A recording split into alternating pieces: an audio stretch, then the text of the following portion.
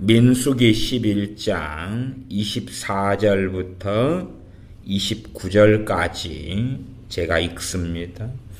모세가 나가서 여호와의 말씀을 백성에게 고하고 백성의 장로 70인을 모아 장막에 둘러 세우매 여호와께서 구름 가운데 강림하사 모세에게 말씀하시고 그에게 임한 신을 70장로에게도 임하게 하시니 신이 임하신 때에 그들이 애언을 하다가 다시는 하지 아니하였더라. 그 농명된 자 중 엘다시라 하는 자와 메다시라 하는 자 두 사람이 진에 머물고 회막에 나아가지 아니하였으나 그들에게도 신이 임하였으므로 진에서 애언한지라. 한 소년이 달려와서 모세에게 고하여 가로되 엘닷과 메닷이 진 중에서 애언하더이다 하며 택한 자 중 한 사람 곧 모세를 섬기는 눈의 아들 여호수아가 말하여 가로되 내 주 모세여 금하소서. 모세가 그에게 이르되 너가 나를 위하여 시기하느냐. 여호와께서 그 신을 그 모든 백성에게 주사 다 선지자 되게 하시기를 원하노라. 아멘. 오늘은 임재, 주님의 임재 혹은 하나님의 임재, 성령님의 임재, 임재하심에 대하여서 말씀을 함께 살펴보려 합니다. 요즘에 유행하는 말은 임재라는 말이 유행합니다. 임재라는 말 또한 하나님의 임재, 주님의 임재 라는 말을 쓰는 것이 전적으로 잘못된 것은 아닙니다. 전적으로 잘못된 것은 아니나 임재라는 것이 과연 어떤 의미로 쓰이고 어떤 맥락에서 쓰일 때는 잘못이 아니나 어떤 맥락과 문맥에서 사용된다면 그것은 잘못된 것이다. 그래서 임재라는 말이 유행하는데 그 임재라는 말의 본래 의미와 좀 더 넓은 의미에서 사용될 수 있는 개념 또한 이 임재라는 단어를 잘못 사용하면 오히려 성경을 왜곡하고 미혹하는 선두주자가 된다는 사실을 말씀드리고자 합니다. 민수기 11장의 말씀 11장 24절부터 29절까지를 읽고 말씀을 시작했습니다. 항상 명심하셔야 될 것은 구약과 신약의 명백한 차이가 성령님의 임하심에 있다는 것은 명심하셔야 됩니다. 성령님의 임하심이 구약에서는, 구약시대에서는 우리 주 예수 그리스도의 십자가가 없었기 때문에 일부 특정한 또한 특별한 사람들에게만 성령님께서는 임하셨습니다. 신약에서는 모든 믿는 사람들에게 임하실 모든 믿는 사람들이 성령님의 임하심을 받을 그러한 자격을 주 예수님으로 인하여 얻게 되었습니다. 다시 설명드리겠습니다. 신약시대에 와서 구약시대의 특별한 사람들이 받았던 그 성령님의 임재, 성령님의 임하심을 모든 사람이 신약시대의 모든 사람이 받는다 혹은 받았다가 아니라 받을 수 있는 자격을 얻게 되었다 그 말입니다. 받을 수 있는 자격을 얻게 되었다. 신약시대 오순절, 사도행전 2장의 오순절을 기점으로 해가지고 그때에 예수를 믿는 모든 사람들에게 성령님께서 임하신 게 아니고 마가의 다락방에서 주님의 명령에 순종하여 성령님을 기다렸던 그 120명에게만 오순절 성령 강림의 사건이 있었습니다. 그리고 믿는 사람들은 그러한 오순절 성령의 강림의 역사를 누릴 수 있는, 받을 수 있는 자격을 얻게 되었습니다. 그러나 예수를 믿는 사람들 가운데 그러한 오순절의 성령님의 역사하신 강림하신 그 역사를 자기가 누리거나 받는 사람도 있고 그렇지 못한 사람도 있다는 사실입니다. 사람들은 마치 그렇게 생각하는 것 같습니다. 신약시대가 구약시대의 하향 평균화다. 그렇게 생각하는 것 같습니다. 그건 거짓말입니다. 다시 말씀드리겠습니다. 구약시대의 삼손이나 선지자들이나 사울 왕이나 다윗 왕이나 하나님의 사람들에게 임하셨던 그 성령님께서 신약시대에는 마치 하향 평균화로 임하신 것처럼 착각하는데 그렇지 않습니다. 구약에 임하셨던 그 성령의 역사하심이 동일한 그 성령의 역사하심이 신약시대에는 모든 믿는 사람들에게 있을 수 있다. 또한 있을 수 있는 그러한 권리를 그러한 자격을 주님으로 인하여서 얻게 되었다. 그 말입니다.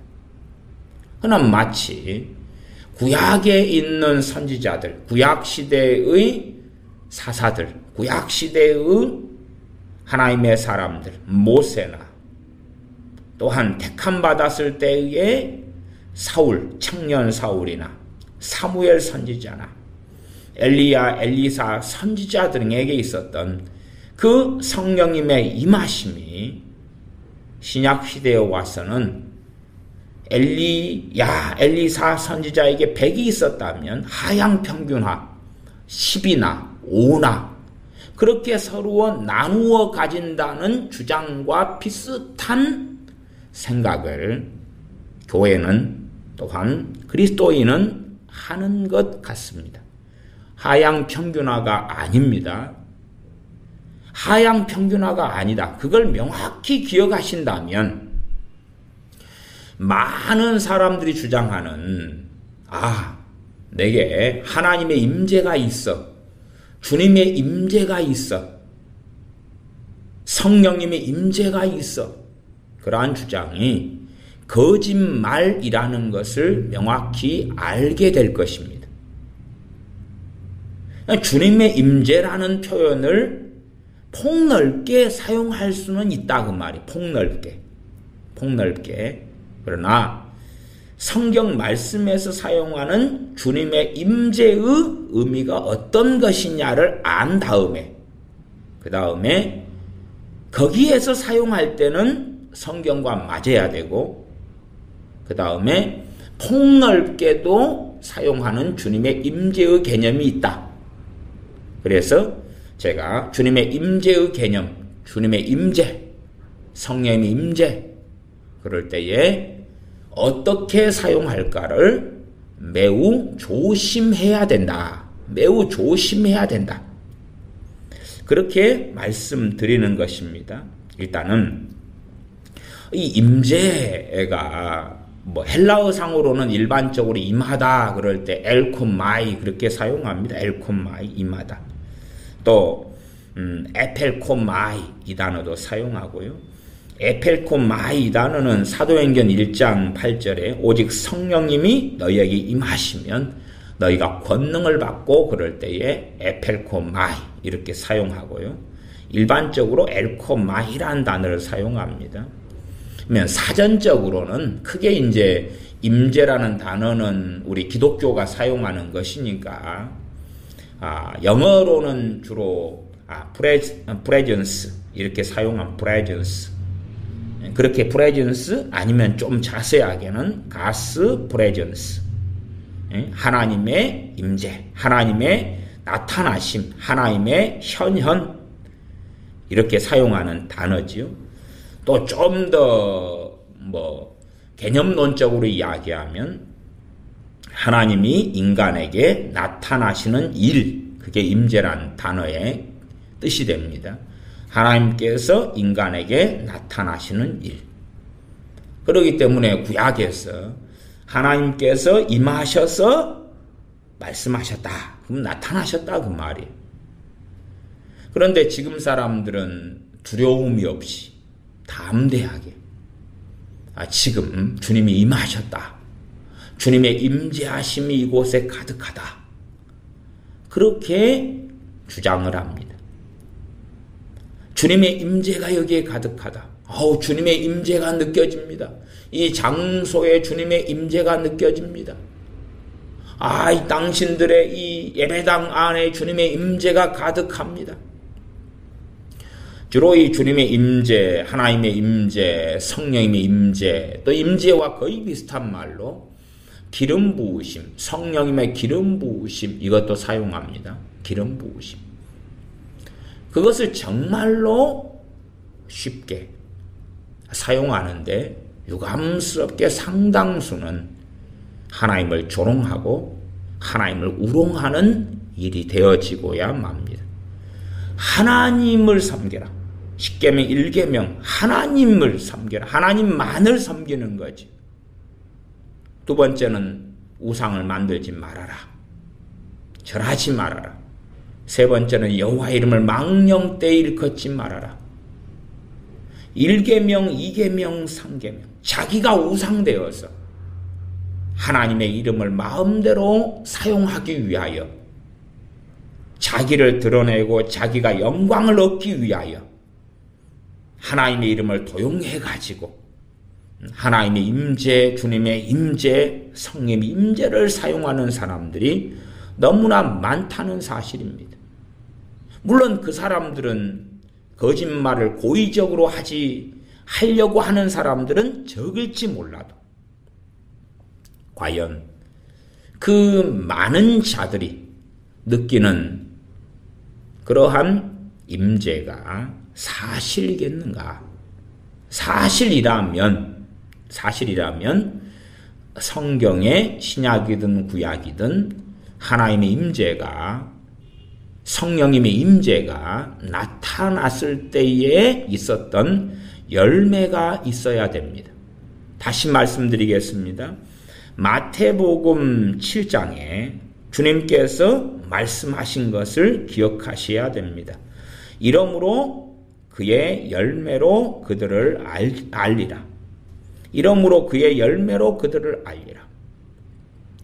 가시나무에서 포도를 딸 수 없고 또한 가시나무에서 무화과를 딸 수 없습니다. 포도나무나 무화과나무에서 가시가 맺히지도 않습니다. 좋은 나무는 좋은 열매를 맺고 못된 나무는 나쁜 열매를 맺는다고 주님께서 말씀하셨습니다.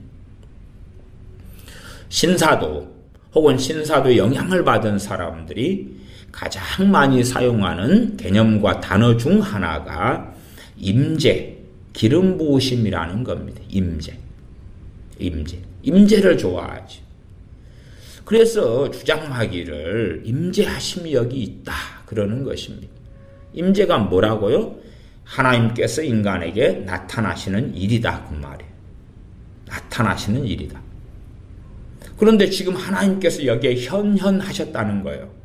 또 어느 교회는 작년 12월 언제까지 하나님께서 자기 교회 예배당에 임재하셔서 거기에 좌정하신다는 거예요. 좌정하신다.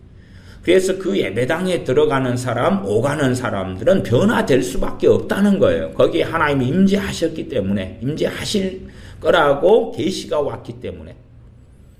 그런 내용만 들으면 이단 사입이다 결론이 나올 수밖에 없죠.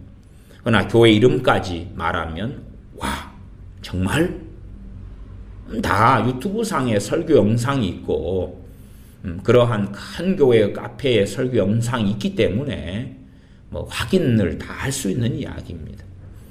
그렇게 이제 여기 하나님이 임재하시고 좌정하시게 된다. 그러면 여기에 들어오면 다 변화된다. 그런 정말 성경하고는 전혀 다른 이상한 계시를 받고 그렇게 사람들을 미혹시켜 갑니다. 어떤 면에서 한국이든 미국이든 상당히 유사한데 유사한 중심에는 신사도 운동이 있습니다. 그 중심에는 신사도 운동이 주장하는 중심에는 몇 가지가 있는데 그 중에 하나가 영적 전쟁, 중보기도, 하나님의 음성 듣기 이런 것입니다. 그리고 이제 좀 나가면 대부흥, 대추수, 음성 듣기, 영적 전쟁, 중보기도, 중보기도를 통해서 영적 전쟁을 해가지고 그래서 대부흥, 대추수가 일어난다. 그렇게 들으면 사람들은 그럴 수 있는 모양이다. 성경은요. 성경은 그것을 인정하지 않습니다. 성경은 그런 개념이 없어요. 그런 개념이 없어요. 사도행전을 보시면 그렇지 않아요. 마태, 마가, 누가, 요한복음에 주님의 복음 사역을 보시면 그렇지 않아요. 또한 하나님의 사람인 다윗이나 사사들이나 선지자들이나 그들을 통하여 역사하시는 하나님의 일하심을 보면 그렇지 않아요. 그렇지 않아요. 엘리야 선지자가 기도하고 그리고 하늘에서 불이 떨어지기도 하고 하늘문을 닫아서 비가 내리지 않게도 하고 비가 내리기도 하고 그런 기도의 사람이 엘리야 선지자지.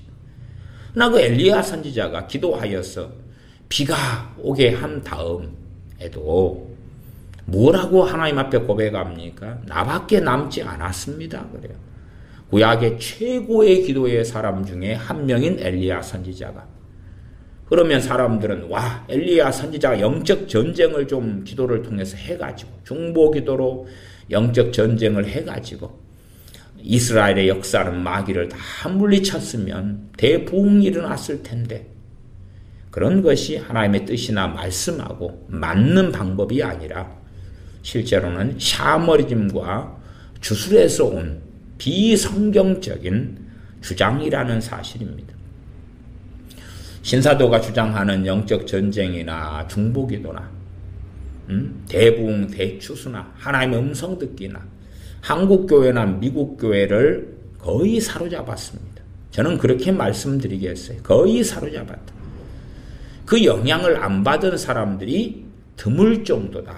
알게 모르게 심각한 영향 속에 목사들이나 교회들이나 너무 심각하게 발을 담그고 있는 경우가 많다. 제가 신약과 구약의 명백한 차이는 성령님의 임하심인데 구약에는 특별한 몇 사람들에게 신약에는 모든 믿는 사람들에게 임하실 수 있게 되었다. 그 이유는 예수 그리스도의 십자가 때문에. 그러나 모든 믿는 사람들에게 그 성령의 임하심이 있는 건 아니다. 있다면 대한민국에 1000만이 넘는 기독교인들이 성령의 임하심이 있어서 이 민수기 11장 같은 사건이 나타난다 그 말 얼마나 놀랍습니까? 이게 사람들은 구약은 구약이고 신약은 신약인데 신약이 더 놀랍습니다. 그러면서 하향 평균화를 주장하는 거예요. 하향 평균화. 과거에 각 사람들에게 100이라는 성령님의 임하심의 역사가 있었다면 지금은 1, 2, 3, 4, 5, 6, 7, 8, 9, 10 그거밖에 없어요. 하향 평균화. 과거에 몇 명에게 성령의 역사하심이 있었다면 그걸 다 나누어 가지고 공산주의처럼 이제는 찔끔찔끔 조금밖에 없어요. 그러면 이것이 정상이에요? 그게 정상이 아니라 비정상입니다. 비정상이고 한 걸음 나아가서 속고 속이고 있는 것입니다. 누군가에게 속았고 또한 누군가를 속이고 있는 것입니다. 하나님의 임재의 기본 개념 뜻이 무엇이냐? 하나님께서 인간에게 나타나시는 일, 임하시는 일, 하나님의 임재입니다. 구약에는 많이 있습니다. 그래서 구약과 같은 임재다, 그렇게는 주장을 할 사람이 이 시대에는 뭐 거의 없을 것입니다. 거의 없을 거예요. God's presence, 하나님의 임하심. 자, 이제 하나님의 임재 개념을 함부로 쓰면 왜 안 되느냐? 안 되느냐? 쓰더라도 문맥 가운데서 내용 가운데 명확하게 써야 된다. 명확하게 그걸 이해해 주셨으면 좋겠습니다. 그래서 임재라는 개념과 단어를 쓴 사람들을 제가 다 정죄하는 건 아닙니다. 저 같은 경우도 하나님의 임재라는 설교의 제목으로 설교한 것이 제가 찾아보니까 요 한 10년 상간에 10년 아니고 한 8년 정도는 살펴보았는데 한 5편 정도를 제가 설교한 것 같습니다. 2014년 9월 25일 날 설교는 골로새서 3장으로 했는데 설교 제목이 주님의 임재 이렇게 한 것 같아요. 제가 찾아서 확인해 보니까 본문이 골로새 3장 15절에서 17절로 그리스도의 평강이 너희 마음을 주장하게 하라. 그래서 그런 의미에서 이제 주님 안에 살아가는 것으로 주님의 임재 속에 살아가는 것을 제가 설교하며 설명하였습니다. 또 2017년 12월 24일 주일날에도 제가 설교 제목이 하나님의 임재 아래 머물라, 그리고 본문이 히브리서 11장 6절이었는데 믿음이 없이는 기쁘시게 할 수 없다. 믿음이 없이는 기쁘시게 할 수 없나니 하나님께 나아가는 자는 하나님께서 계신 것과 그가 자기를 찾는 자들에게 상 주시는 이심을 믿어야 할지니라. 다시 말하면 믿음으로 사는 삶에 대한 이야기를 하면서 하나님의 임재 아래 머물라, 그렇게 설교했습니다. 또한 절반은 이제 이 감동, 임재, 현상, 은사를 의심하라. 이게 거짓 감동, 가짜 임재. 또 2016년 8월에는 2편을 집회 때 설교했는데 거짓 임재와 거짓 감동, 이런 설교들을 하면서 한 반은 위험한 잘못된 감동, 임재, 미혹인 임재 감동을 설명하고, 그리고 한 절반은 어떤 면에서 제가 임재라는 단어를 사용했을 때 그리스도 안에서 사는 것, 주님 안에 사는 것, 또 믿음으로 사는 것, 그 다음에 그리스도의 평강을 기점으로 해가지고 그리스도의 평강이 너희 마음을 주장하게 하라.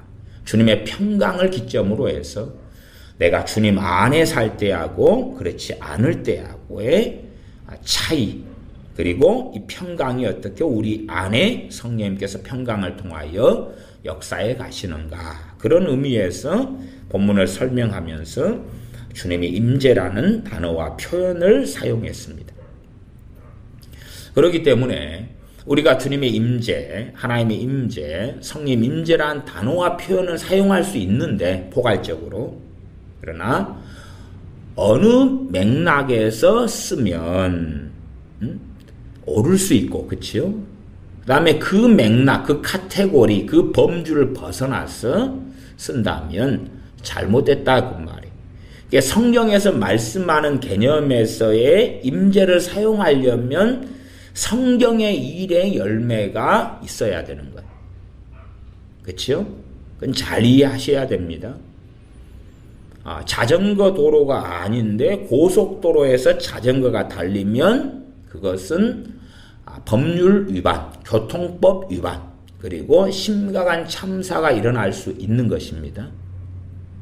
자동차가 나는 바다 위를 갈 수 있어 생각하고 자동차를 몰고 바다에 뛰어든다면 최소한 그 자동차는 쓰지 못하게 될 것이고 사람은 죽을 수도 있고 살 수도 있겠죠. 빠져나오면 살 수도 있을 것이고, 자동차로는 물 위를 달릴 수 없는 것입니다. 자동차는 땅 위를 혹은 도로 위를 달리는 거죠. 마찬가지로 배를 가지고 육지를 어떻게 달리겠습니까? 그런 것처럼 주님의 임재라는 단어와 개념을 사용할 때에 다 옳기보다는 지금은 오용과 남용되어서 잘못된 방식으로 쓰는 것이 너무나 많다. 너무나 많다. 그렇기 때문에 이 자리에 주님의 임재가 있습니다. 그것은 무슨 말입니까? 여기에 주님이 임하셨습니다. 그 말이에요.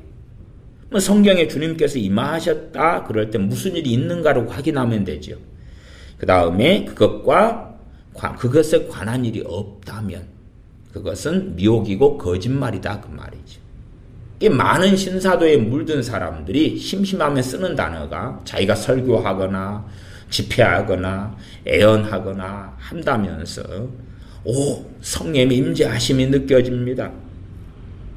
그것은 거짓말이다 그 말이에요. 그건 거짓말. 그때는 그렇게 쓰는 게 아니에요. 성령의 임하심이 느껴집니다. 그러면 명확한 결과는 성령 충만이 나타나야 돼요. 명확한 결과가. 성령 충만 나타나지 않는데 주님의 임재가 느껴집니다. 그렇게 말했다면 그 사람은 여호와 이름을 망령되이 일컫는 사람이며 주님을 사용하여 자기의 정욕대로 행하는 악한 짐승에 불과하다는 사실이에요. 유감스럽게 이 악한 짐승에 해당되는 사람들이 여기저기에 아주 많습니다. 아주 많아요. 그러면 일단은 성경에서 말씀하는 임재, 주님의 임하심, 특별히 성령님의 임하심에 무슨 일이 일어났는가를 본문들을 통해서 구약과 신약을 함께 살펴보셔야 할 것 같습니다. 민수기 11장 24절부터 제가 읽겠습니다. 모세가 나가서 여호와의 말씀을 백성에게 고하고 백성의 장로 70인을 모아 장막에 둘러 세우매 여호와께서 구름 가운데 강림하사 모세에게 말씀하시고 강림하셨다 임하셨다 그랬죠. 여호와께서 구름 가운데 강림하셨다. 그 다음에 이제 강림하셨으니까 여기에 있는 사람들 다 변했다 말 되나요? 모 교회가 여기 하나님이 강림하실 거다. 그러면 그 교회에 오는 사람들은 다 변화될 거다. 정말로 아주 황당무계한 소설입니다. 여호와께서 구름 가운데 강림하사 모세에게 말씀하시고 강림하셔서 말씀하시죠.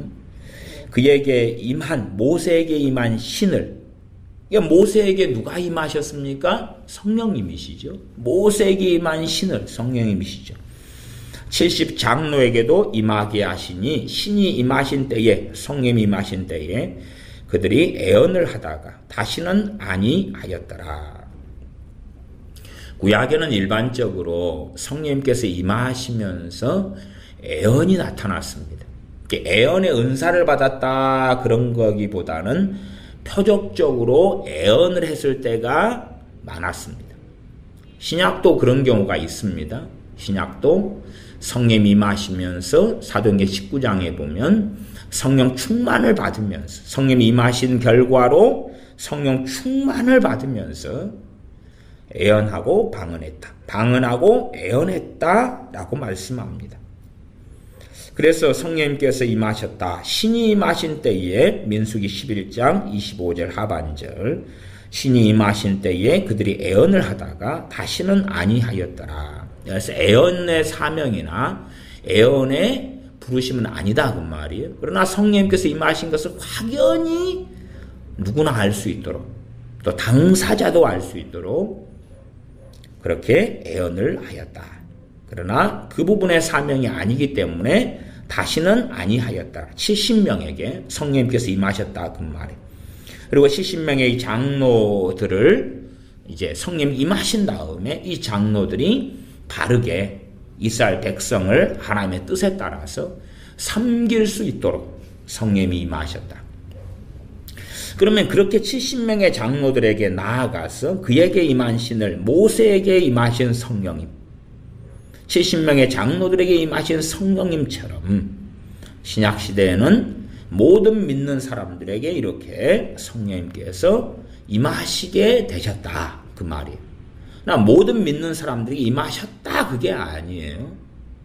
우리 자녀들이 나 예수님 믿어요. 그리고 예수 명절 기도하고 믿습니다. 아멘. 그러면은 이러한 70명의 장로들에게 임한 성령님의 임하심이 있나요? 없습니다. 없어요. 없으니까 신학적으로 우리 다 있다고 하자. 그런 거짓말을 하는 것입니다. 신학을 통한 거짓말. 신학을 통한 거짓말. 성경은 사례들이 신약이든 구약이든 명확하게 나와 있습니다. 명확하게. 청년 사울이 다메섹 도상에서 주님 만난 다음에 식음을 사흘간 전폐하고 그리고 하나님께 엎드려 있다. 그 말이에요. 엎드려 있어요. 엎드려 있고 그때에 주님께서 환상 중에 다메섹에 있는 제자 아나니아에게 나타나셔서 청년 사울에게 가라. 그가 너가 와서 아나니아 너가 와서 안수함으로 다시 보게 되고 성령으로 충만함을 받는 것을 보았다. 말씀하시죠. 환상을 이미 식음을 전폐하고 기도하고 있는 사울이 보았다. 내가 보여주었다. 그러면 너가 가서 안수하여 다시 보게 하고 성령 충만케 하라. 그리고 주님께서 제자 아나니아를 보내십니다. 그러면 청년 사울, 사도 바울 된 청년 사울도 성령 충만을 그렇게 쉽게 받지는 못했지요. 사흘간 식음을 전폐하고 회개하며 하나님 앞에 주님 앞에 엎드려 있었다 그 말이에요. 그리고 이제 성령 충만을 청년 사울이 받고 전도자가 되어서 다메섹에 목숨을 걸고 전도하다가 제자들이 다메섹에서 탈출을 시키게 되는 것이 사도행전에 나와 있습니다. 이 70명의 장로님들에게 성령님께서 임하셨다. 모세에게 임하셨다. 또 그때에 이름이 호명되고 농명된 사람 가운데 오지 않은 말하자면 불순종한 사람 2명이 있었는데 그들의 이야기도 나와 있습니다. 11장 26절 그 농명된 자 중 엘닷이라 하는 자와 메닷이라 하는 자 두 사람이 진에 머물고 회막에 나아가지 아니하였으나 이름이 호명됐는데 안 간 거예요. 불순종하고 그들에게도 신이 임하였으므로 진에서 애언한지라. 그들에게도 하나님께서 호명했기 때문에 그러나 그들은 불순종했지요. 그렇게 성령님께서 임하셨을 때 이런 일이 있었어요. 특별한 일이죠. 이 특별한 일이 신약에 와서 하향 평균화된 것이 아니라 같은 일이 모든 믿는 사람들에게 있게 되었다, 있을 수 있다. 또한 모든 믿는 사람들이 이 특별한 이 70명의 장로들에게 임했던 성령님, 모세에게 임했던 성령님, 엘리사에게 임했던 성령님, 사사들에게 임했던 성령님, 사무엘 선지자에게 임했던 성령님, 청년 사울에게 임했던 성령님을 받게 되었다. 그리고 동일한 결과, 동일한 열매를 맺을 수 있게 되었다는 말씀이에요. 하향 평균화 아닙니다. 하향 평균화 아니에요. 그래서 많은 사람이 쓰는 성령 임재라는 개념이 이 성경에 있는 이것을 가리킴에도 불구하고 전혀 다른 미혹으로 쓰일 때가 많은 것 같아요. 가령 돈 100원 있는데 돈 100원인데 야 얼마나 큰 돈인가. 이게 돈이다. 돈 100원은 돈이 맞지요. 돈 100원은 돈이 맞는데 이것이 얼마나 큰 돈인가. 그래서 마치 돈 100원이 돈 100억처럼 주장한다면 돈은 돈인데 거짓말이 되죠. 그런 것처럼 성령님의 어떤 임재하심이 있다. 주로 이제 임재하심을 제가 설명할 때도 개인적인 어떤 임재의 현상들은 제가 이야기했습니다. 이게 말하자면 성령님께서 역사하실 때에 사람들이 주로 신체적으로 느끼는 것으로는 한 3부류의 종류로 주로 느낍니다. 하나는 전기, 찌릿찌릿하는 전기가 통하는 것처럼 그렇게 성령님께서 역사하실 때 느낍니다. 그 다음에 열, 후끈후끈하고 뜨겁고 열이 납니다. 그 다음에 진동, 손이나 몸이 떨려요. 볼살도 떨리기도 하고. 그러나 이제 이것을 성령 임재하십니다 그렇게 말한다 해서 다 틀린 건 아니라고 제가 말씀드렸어요. 근데 이것이 문맥을 벗어나게 되면 이것이 가령 돈 100원인데 100억이라 그러면 잘못하는 것처럼 말이 된다 그 말이. 이거 잘 들으셔야 됩니다. 이게 말하자면 내 몸에 찌릿찌릿하게 성령이 역사하시는데 혹은 열이나 진동으로 역사하시는데 이건 그냥 단순하게 이야기하면 성령님의 역사하심이 되는 거예요. 역사하심. 성령님의 역사하심이 되는 거예요. 그런데 이것을 성령님이 임재하십니다 그렇게 말하면 문맥 속에서 어떨 때는 맞지만 어떨 때는 정말 하나님을 조롱하고 우롱하는 일이 된다고 말이에요. 우리가 말도 잘 쓰고 잘못 쓰면 어떤 잘못 쓰는 말은 명백한 오류이자 범죄가 되잖아요. 하나님의 임하심, 임재하심. 임재하심은 성령님께서 임하셨다, 찾아오셨다. 주님의 임하심, 주님이 찾아오셨다. 그 말이. 그런데 열매가 없어요. 단지 좀 몸이 찌릿찌릿하다. 그러면 어떤 거죠? 아무것도 없어요. 예를 들어 병을 치유하는 신유의 은사, 병 고치는 은사를 받은 사람들이 이 신체적으로 이런 것을 좀 많이 느끼는 경향이 있어요. 신유 은사, 병 고치는 은사를 받은 사람들이 병든 자에게 손을 얹을 때에 손이 찌릿찌릿해지거나 뜨거워지거나 손에 진동이 있거나 그래요. 그럼 이게 성령님의 역사하심, 병을 고치는 은사를 통한 성령님의 치유가 나타나는 것일 수 있다. 다 나타난다 그건 아니에요. 나타날 경우가 많아지는 거예요. 많아지는. 근데 그것을 이제 성령님이 임재 그러면 뭐 돈 10,000원을 1억이다, 10억이다, 100억이다 말하는 것과 똑같은 오류가 되어버리는 거예요. 오류가 되어버려요. 성령님 임재하심을 사용할 때 그 단어를 사실은 굉장히 조심해야 된다. 그 말, 조심해야 된다. 성령님을 사칭하고 주님을 사칭하는 것이 된다. 그 말, 사칭하는 것. 단지 지금 성령님이 역사하시는 어떤 현상들을 임재라 그러면 안 돼요. 마찬가지로 여러분도 마찬가지입니다. 여러분에게 어떤 성령이 나타나시는 현상들이 있어요. 현상들. 그것을 이제 편의상은 임재란 단어가 원체 지금은 광범위하게 쓰이기 때문에 저도 광범위하게 사용할 때가 있습니다. 광범위하게 단어를 사용하니까. 제가 중보기도라는 단어도 반대하지만 원체 광범위하게 사용되기 때문에 중보기도라는 단어를 사용해서 뭔가를 설명할 때가 저도 있습니다. 주님의 임재가 원체 광범위하게 사용되기 때문에 성경의 의미하고 벗어나가지고 광범위하게 사용됩니다. 그래서 임재라는 단어를 쓸 때는 있다 그 말이에요.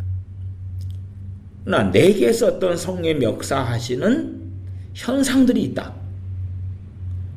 근데 그 현상들이 열매로 나타나지 않는다면 내게 있는 현상들을 의심할 수밖에 없고 오히려 주님의 이름으로 대적하고 축사해야 될 상황도 아주 많다는 것을 아셔야 됩니다. 많은 미혹에 빠진 사람들이 왜 미혹을 벗어나지 못하냐 그러면은 자기 몸에 현상이 있기 때문에 그렇습니다. 많은 미혹에 빠진 사람들이 미혹을 벗어나지 않아요. 왜? 자기 몸에 소위 말하면 성령님이 임재의 현상들을 느끼기 때문에 그래요. 자기 몸에 성령 임재 현상들이 있기 때문에 확신하는 거예요. 제가 그것은 전에 감동, 임재, 현상, 은사를 의심하라. 아니면 거짓 임재와 거짓 감동 그런 설교를 통하여서 2016년에는 충분히 많이 설명했다 생각합니다. 어쨌든 자기 몸에 어떤 제가 앞에 전기, 찌릿찌릿한 거, 열, 후끈하고 뜨거운 거 있죠. 그다음에 진동이 느껴지고. 근데 그런 현상을 통하여 누가 제일 많이 역사하냐 그러면 사실은 귀신입니다. 더러운 영이 그런 현상을 통하여 제일 많이 역사합니다. 그러나 사람들은 자기가요 성령 충만하지도 않으면서 누구하고 가깝다고 생각하냐 그러면 하나님과 가깝다고 생각해요. 이게 하나님과 가깝다. 나 성령 충만하지는 않는데 하나님과 가까워. 제가 요즘 설교하면서 말씀을 다시 또 명백하게 드리지 않습니까? 하나님과 가까우면 성령 충만하다. 당신이 하나님과 가까우면 당신의 마음, 뜻, 생각, 회개하는 삶, 하나님을 기쁘게 하는 삶, 순종하는 삶을 살면 그런 경우는 이 성경에 나와 있는 하나님을 경외했던 사람들과 같지 않습니까? 그리고 그들이 누리는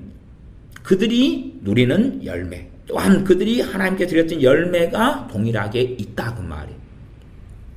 재미난 것은요, 성경에 이 하나님의 임재가 있었던 이 사람들이 있고 지금 시대에 특별히 한국 교회라면 성령 임재가 있어요. 같은 이야기예요. 하나님의 임재, 성령 임재가 있어요. 성령 임재하심이 있어요. 근데 구약에는 성령 임재하심, 하나님의 임재가 있었던 사람들이 소수였습니다. 소수였는데 그 사람들을 통해서는 놀라운 열매들이 맺혔어요. 그런데 지금 대한민국에서는 성령 임재하심이 있어요. 그런 사람들이 아주 많아요.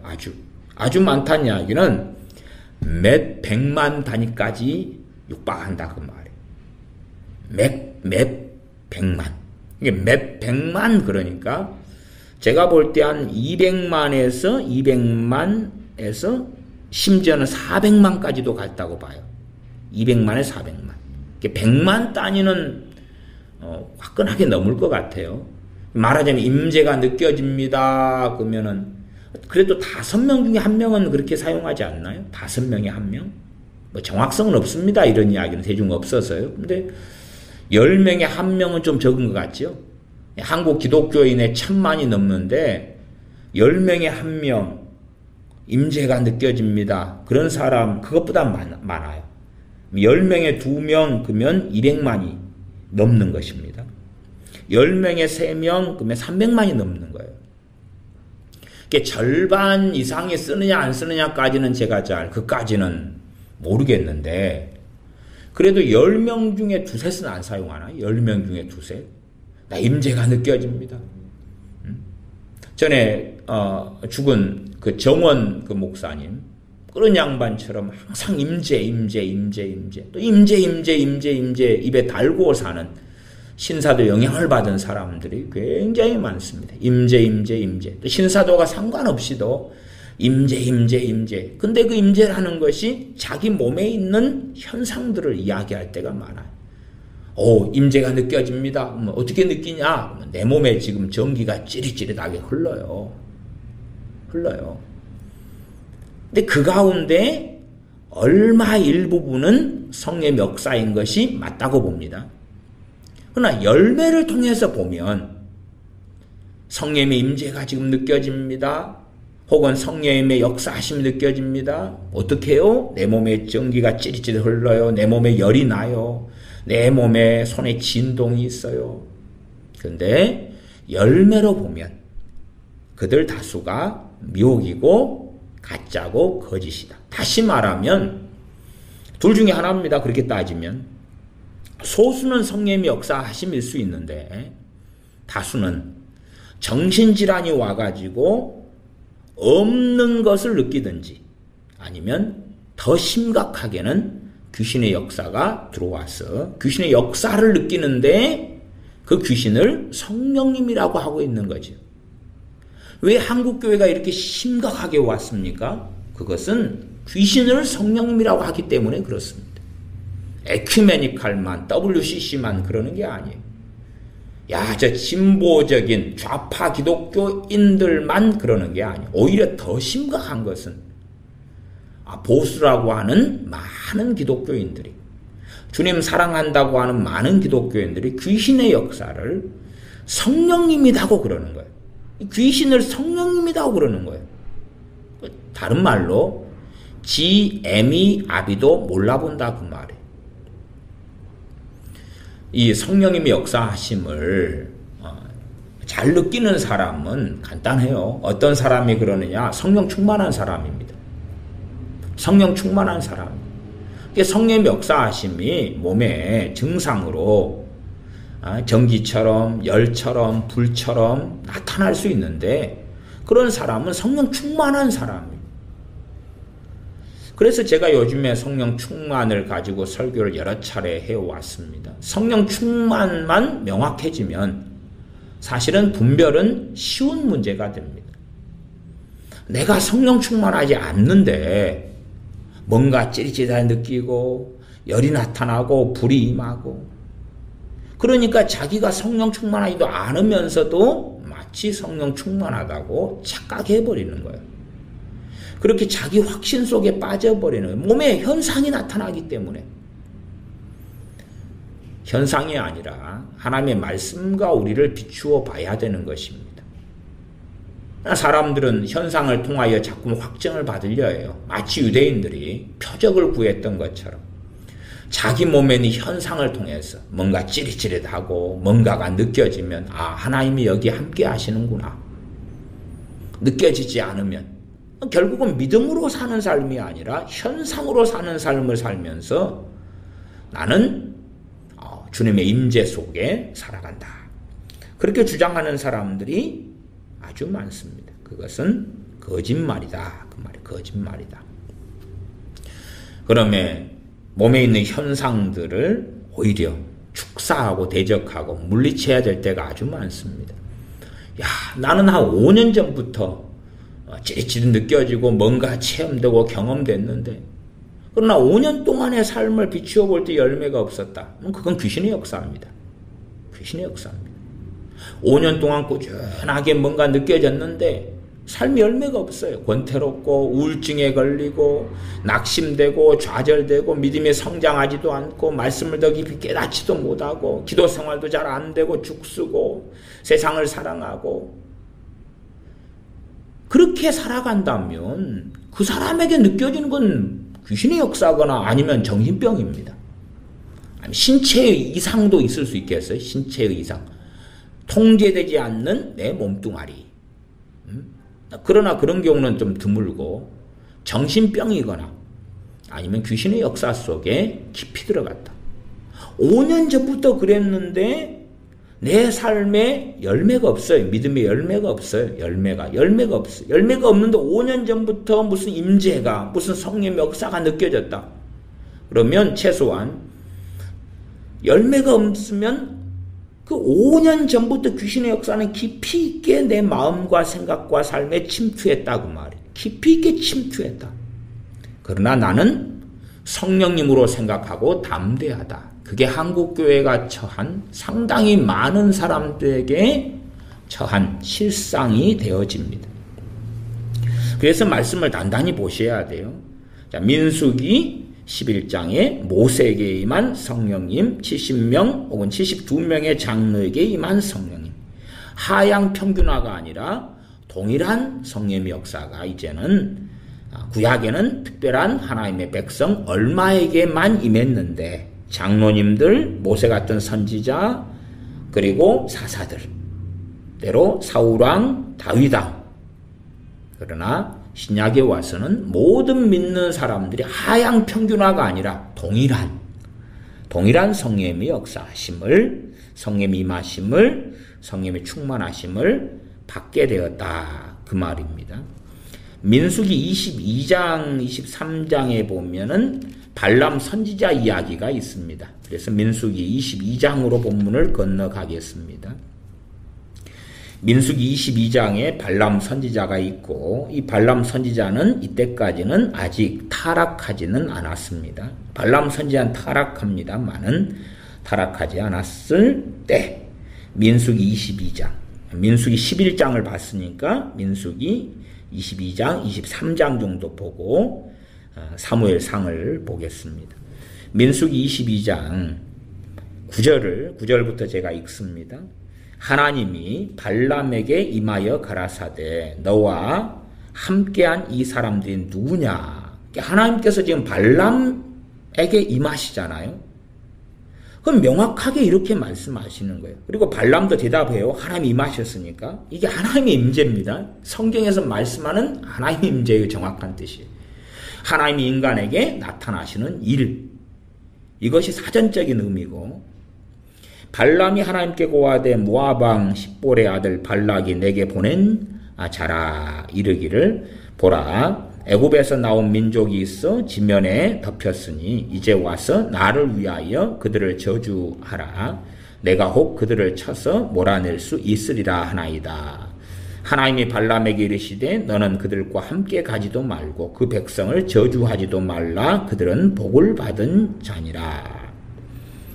발람이 아침에 일어나서 발락의 귀족들에게 이르되 너희는 너희의 땅으로 돌아가라. 내가 너희와 함께 가기를 여호와께서 허락지 아니하시느니라. 하나님께서 발람에게 임하셔서 발람 선지자와 하나님과 주고받는 대화가 민수기 22장에 나왔다 그 말입니다. 민수기 23장은 계속 발람의 이야기입니다. 민수기 23장 16절부터 제가 읽어보겠습니다. 여호와께서 발람에게 임하사 그 입에 말씀을 주어 가라사대. 말씀을 주어 가라사대. 그 말씀을 주시면 일반적으로 애언이 될 때가 많습니다. 여호와께서 발람에게 임하사, 하나님의 임하심이 이런 식이다 그 말. 이런 식도 아니면서 하나님의 임재가 지금 제게 있습니다. 그러면 그것을 누가 믿냐 그 말이에요. 사람들은 참 자기의 어떤 신체적 현상에 주목해요. 신사도 계통의 사람들의 그 영향을 받은 사람들이나 많은 목사나 어떤 사람들이 강단에 서가지고 하나님의 이름을 빙자해서 자기 몸에 어떤 신체적인 현상이 있으니까 성령 충만하지도 않은 주제에 현상이 있으니까 말씀도 모르는 주제에 자기 몸에 현상이 있으니까 지금 임재하시네요. 그리고 막 소리를 지르려고 뜨거워요. 뜨거워. 임재가 있어요. 여러분에게 이 임재를 나누어 주겠습니다. 그런 거짓부렁을 하는 사람들이 아주 많습니다. 그것이 지금 미국 교회나 한국 교회가 걸어왔던 배교의 길이고 미혹의 길에 상당한 중심 노릇을 해왔습니다.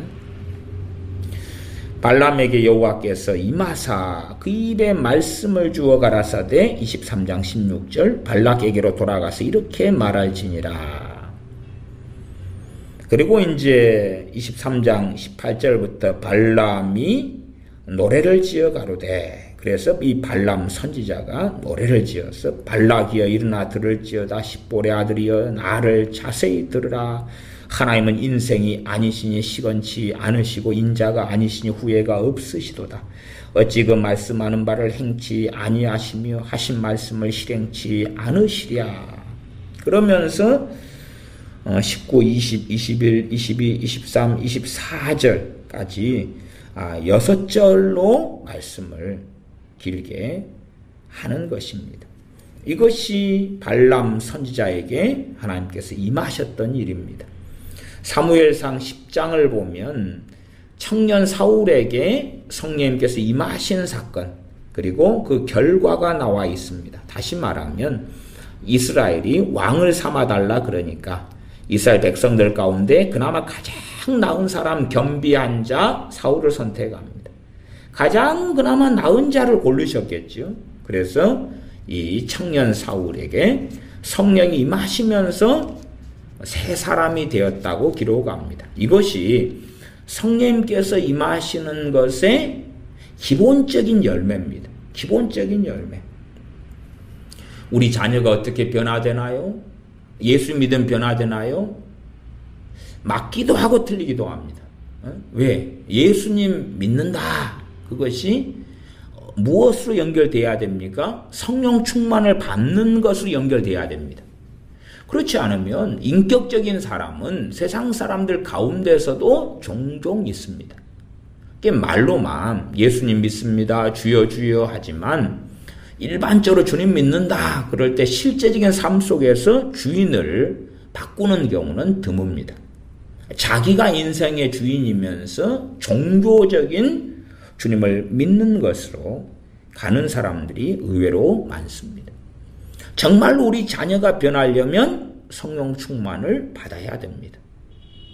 받는다 그래도 이 사울 왕이 타락해가지고 그래서 성령이 떠나시고 악신이 귀신이 들린 것을 우리는 성경을 통해서도 확인하고 봅니다. 그러니 성령님께서 임하셨을까 변화됐어도 그 변화는 완성형의 절대적인 변화는 아니고 그 사울이 이제 어떻게 성령님의 도우심과 충만케 하심을 통하여서 하나님을 경외하는 길을 걷는가 하고 관련이 있어집니다. 어쨌든 이러한 성령의 임하심이 예수님 믿는 사람들에게 이제는 누구에게나 있게 되었다. 이 성령의 임하심이 나타날 또한 임할 자격을 얻게 되었다 그 말이에요. 자동으로 다 된다가 아닙니다. 그래서 제 예전에 1980년부터 기도원을 다녔다 그랬죠.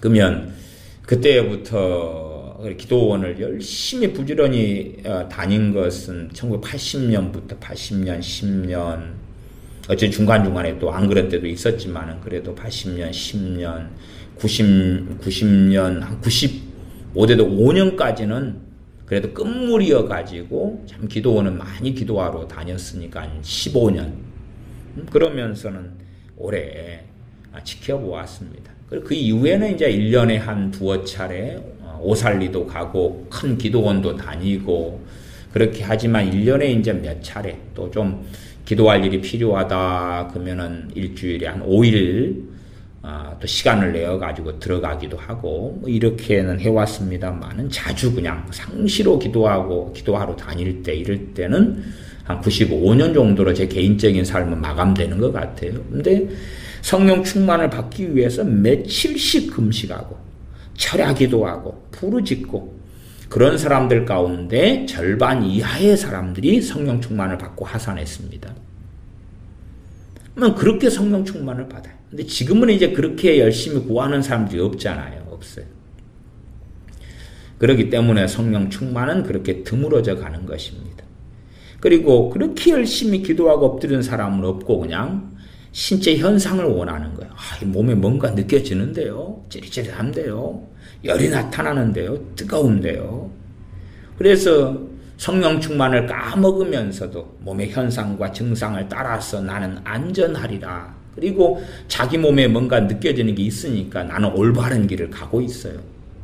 그렇기 때문에 신천지에 빠지고 이단에 빠지면서도 자기는 신체에 나타나는 게 그대로 있기 때문에 문제가 없다는 거예요. 제가 이 좌파 목사들을 만나면 좌파 목사들이 그렇습니다.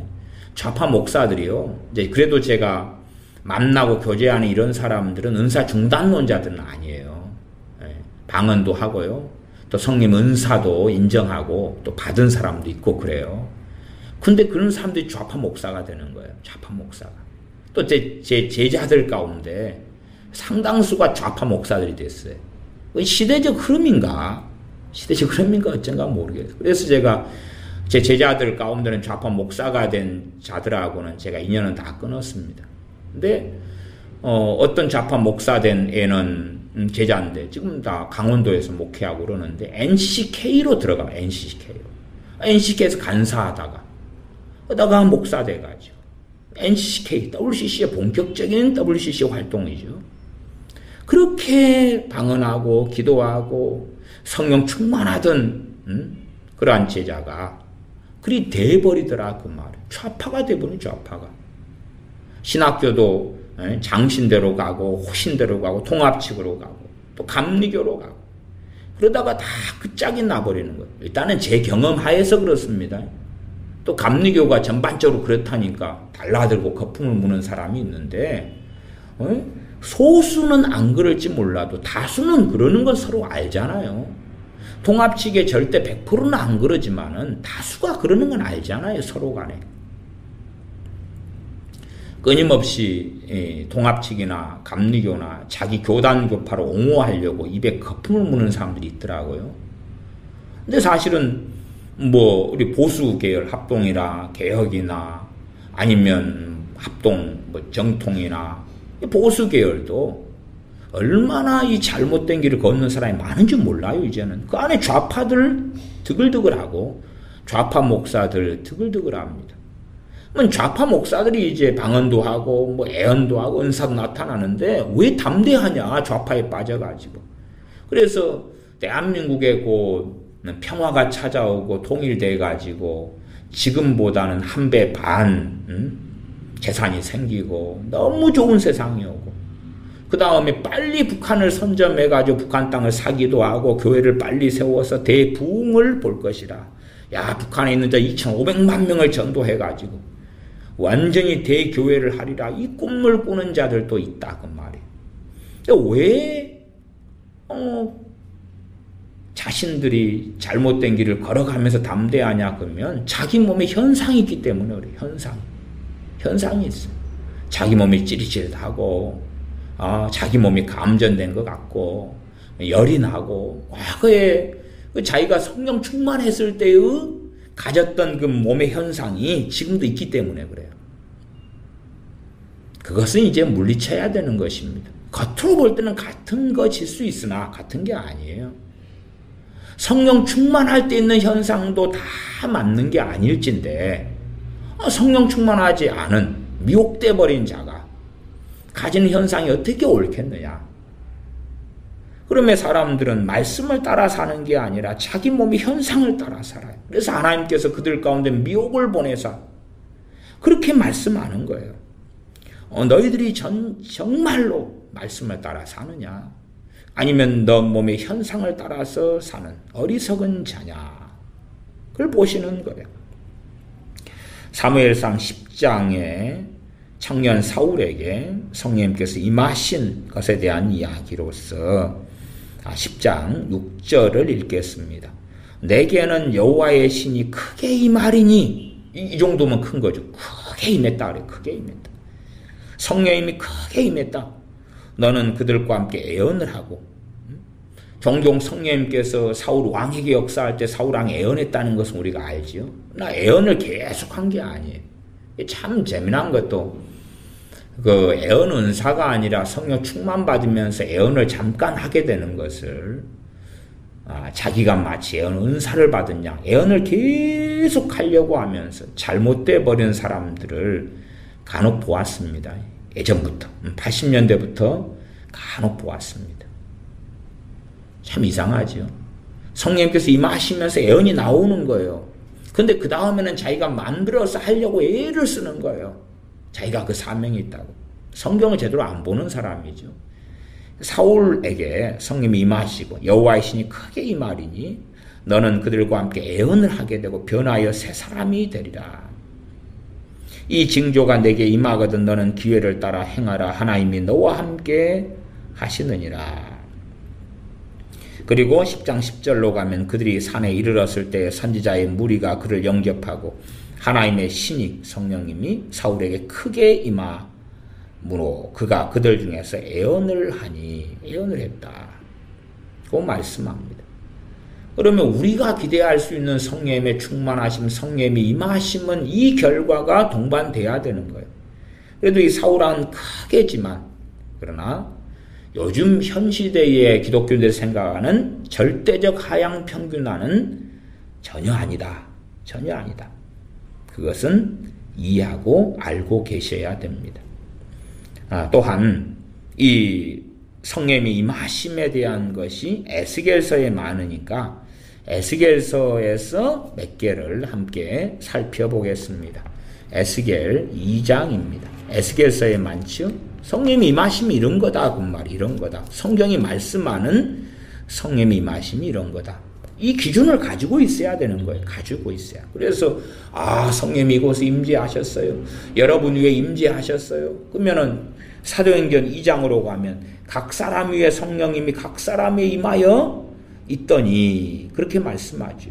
뭐 성령이 여러분에 임하여 있어요. 그러면 사도행전 2장 3절에 저희에게 보여 각 사람에 임하여 있더니 저희가 성령의 충만함을 받아서 성령이 말하게 하심을 따라 방언으로 말하기를 시작했다. 방언을 말하는 것이 성령 충만으로 말하지 않을 때도 많습니다. 방언을 말한다 해서 충만을 받는 것 같이 옛날에 사용했던 순복음교회가 사용했던 개념은 틀린 것입니다. 성령 충만의 결과가 방언이다. 그건 아니에요. 그럴 수도 있고 아닐 수도 있는 거예요. 그럴 수도 있고 아닐 수도 있어요. 지금은 성령 충만의 결과로 방언 받는 사람은 아주 드뭅니다. 소위 말하면 은사의 임파테이션으로 방언 받는 경우는 많아요. 그러나 성령 충만으로서 방언 받는 사람은 저는 굉장히 드물게 봅니다. 아주 드물게 봐요. 실제로 제가 경험하는 한계 속에서 말씀드리는 것입니다. 에스겔 2장을 보면 2장 1절부터 에스겔 2장 1절부터 제가 읽어가겠습니다. 그가 내게 이르시되 인자야 일어서라 내가 내게 말하리라 하시며 말씀하실 때에 그 신이 내게 임하사 나를 일으켜 세우시기로. 그 신은 하나님의 영 성령님이시죠. 성령님이 그 신이 그 영이 하나님의 영이 내게 임하사 나를 일으켜 세우시기로 내가 그 말씀하시는 자의 소리를 들으니 내게 이르시되 인자야 내가 너를 이스라엘 자손 곧 패역한 백성 나를 배반하는 자에게 보내노라. 그들과 그 열조가 내게 범죄하여 오늘날까지 이르리니 이 자손은 얼굴이 뻔뻔하고 마음이 강팍한 자니라. 내가 너를 그들에게 보내노니 너는 그들에게 이르기를 주 여호와의 말씀이 이러하시다 하라. 이스라엘 백성에 대하여서 좋은 애언을 한 선지자는 거의 없습니다. 지금은 이제는 이런 말씀을 다 무너뜨리고 백투 예루살렘 운동에 광분하고 미쳐버린 사람들은 야 지금 현재의 이스라엘 유대인들이 어떻게 됐는가를 보지를 않고 무조건 좋은 말을 해야 된다는 거예요. 무조건 칭찬하는 말을 하고 무조건 존경하고 무조건 사랑하고 무조건 그들을 위하여 돈이고 시간이고 물질이고 쏟아붓고 그래서 제3성전을 빨리 지어야 되고 아니면 그들이 빨리 다 복음화 돼야지만 주님이 재림하실 거다. 뭐 그런 이상한 소리 나고 참 미혹이 아주 광범위하게 퍼져 있는 시대입니다. 그러면 배교가 아주 자연스럽게 일어나는 시대에 우리는 지금 살고 있습니다. 에스겔 선지자에게 주시는 하나님의 말씀, 하나님의 말씀. 우리 사람 이야기가 아니고 하나님 말씀. 2장 5절 그들은 패역한 족속이라 듣든지 아니 듣든지 그들 가운데 선지자 있은 줄을 알지니라. 2장 7절에 가면 그들은 심히 패역한 자라 듣든지 아니 듣든지 너는 내 말로 고할지니라. 근데 성령님께서 임하시는데 임하시는 이유 중에 하나가 이 패역한 족속에게 말씀을 증거해야 되는데 강력한 말씀의 능력을 가지고 증거하고 또한 그들의 핍박에도 굴하지 않게 하시는 권능을 주시려고 임하셨다 그 말이에요. 문맥상으로 2장 6절로 가면 인자야 너는 비록 가시와 찔레와 함께 처하며 정갈 가운데 거할지라도 그 이스라엘 백성이 누구다고요? 가시나 찔레나 정갈이다 그 말이에요. 그들을 두려워 말고 그 말을 두려워 말지어다. 그들은 패역한 족속이라도 그 말을 두려워 말며 그 얼굴은 무서워 말지어다.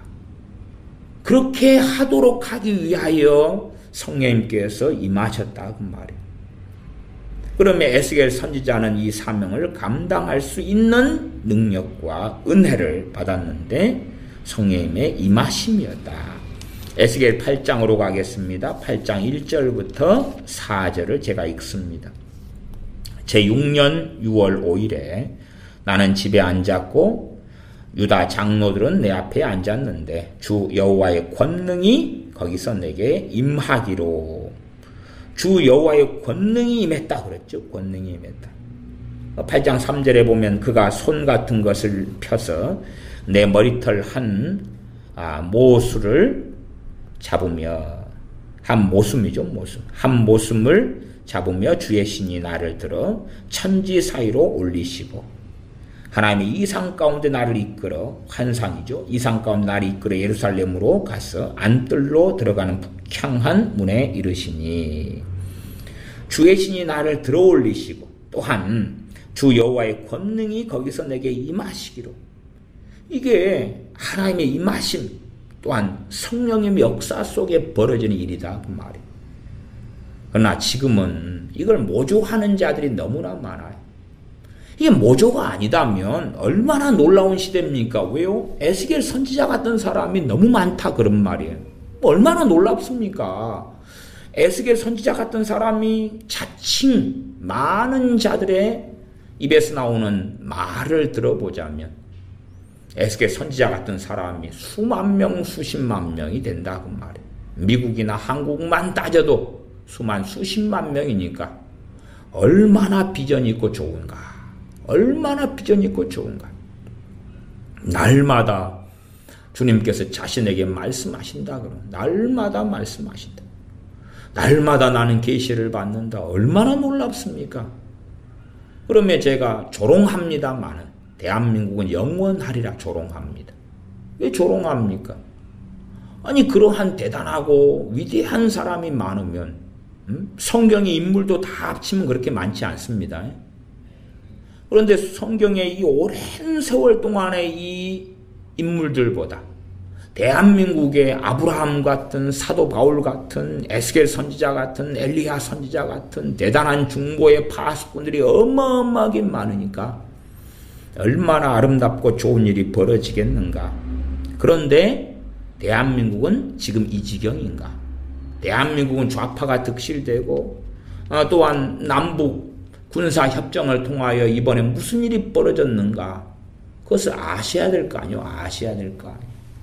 지금 이제 남한의 군대는 무장 해제로 남북 군사 협의서를 통해서 거기에 사인이 끝났고 무장 해제로 지금 들어가고 있어서 그래서 북한이 침입해 들어오더라도 막을 수도 없게 되었고 심지어는 이제 대한민국의 바다를 남북이 공동으로 책임지고 말하자면 북한군도 들어와 가지고 대한민국 바다를 이제 관할하고 또 경찰 같은 노릇도 하게 되는 그러한 남북 군사 협정서에 사인을 했으니까 앞으로 되어지는 일을 잘 지켜보면 될 거 아니겠는가. 에스겔 11장입니다. 에스겔 11장 5절부터 보면 여호와의 신이 내게 임하여 가라사대 너는 말하기를 여호와의 말씀에 이스라엘 족속아 너희가 이렇게 말하였도다 너희 마음에서 일어나는 것을 내가 다 아노라. 지금 명확한 말씀하시잖아요. 그러면서 길게 말씀합니다. 너희가 이 성읍에서 많이 살육하여 그 시체로 거리에 채웠도다. 그러므로 나주 여호와가 말하노라. 이 성읍 중에서 너희가 살육한 시체는 그 고기요 이 성읍은 그 가마려니와 너희는 그 가운데서 끌려 나오리라. 여호와의 신이 내게 임하여 가라사대. 성령님이 임하심은 모대도 기준은 이 구약 성경의 성령님이 임하시는 이 일들과 신약에 와서는 사도행전이 기준이 돼야 됩니다.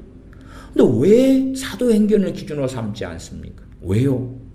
스스로 의로워지고 스스로 거룩해지고 스스로 대단한 하나님의 사람이라고 믿고 싶기 때문이 아니냐 그 말이에요. 스스로 자기의 정욕에서 나와서 사도행전의 기준을 왜 안 삼느냐? 왜 안 삼느냐? 그 기준을 삼으면 자기하고 해당이 안 된다는 것을 대다수는 동의하고 인정할 수밖에 없을 거라 그 말이에요. 그러나 사도행전을 기준으로 삼지 않으면 사도행전의 말씀에서나 구약이나 신약이나 여기서 찔끔 저기서 찔끔 가져오면 자기는 위대한 선지자처럼 대단한 사도처럼 자화자찬하고 자기를 자랑할 수 있으나 사도행전이나 구약과 신약의 말씀들을 기준 삼아서 이야기하면 나하고는 해당이 없네. 나는 성령이 임하셨는 줄 알았는데 내가 미쳤든지 귀신의 역사든지 그렇구나. 그럴 가능성이 너무나 크구나. 최소한 동의할 수밖에 없을 거라. 그런 이야기입니다. 마태복음 3장에 보면 3장 마태복음 3장 16절 17절을 보겠습니다. 신약으로 가서 이제 몇 구절을 함께 살펴보겠습니다. 마태복음 3장 16절 17절에 주님께 성령님께서 임하시는 것이 나왔습니다. 마태복음 3장 16, 17절 예수님께서 세례를 받으시고 곧 물에서 올라오실새 하늘이 열리고 하나님의 성령님이 비둘기같이 내려 자기 위에 임하심을 보시더니 하늘로서 소리가 있어 말씀하시되 이는 내 사랑하는 아들이요 내 기뻐하는 자라 하시니라. 성령님이 비둘기같이 내려 자기 위에 임하심을 보내. 자기 위에 임하셨다. 이 자기 위에 임하셨다. 여기서는 이제 헬라어를 제가 보면은 카타바이노라는 단어를 썼어요. 카타바이노는 내려가다. 그 말. 성령님께서 내려오셨다. 카타바이노. 자기 위에 임하심을 보더니. 근데 저는 카타바이노를 임하셨다. 자기 위에 임하셨다. 이걸로 번역한 걸 보고 정말로 이 개혁성경 번역이 잘 됐다. 참 잘 됐다.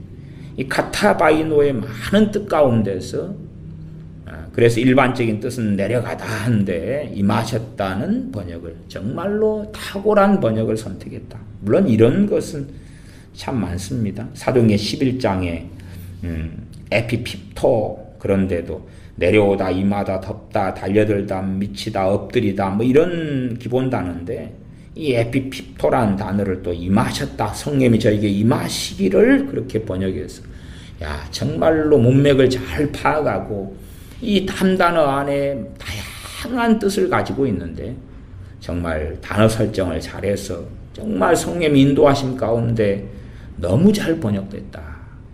그러나 이제 다음 세대가 와버리면 임하셨다. 임할 임자도 잘 이해 못하고 임재, 임할 임재, 있을 제자. 그래서 영어로 presence 그러는데 그 임재라는 뜻도 모르고 그냥 막 사용하면 거기에 사로잡혀서 가고야 말겠지.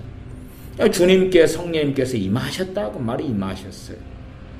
그리고 주님께서는 본격적으로 사역을 시작하셨습니다. 마찬가지로 우리가 그리스도인으로서 나아가서 참으로 주님을 영화롭게 하는 사역의 시작의 장중에 들려면 성령님께서 임하셔야 된다고 말해. 입만 살아서 뭔가가 느껴졌다.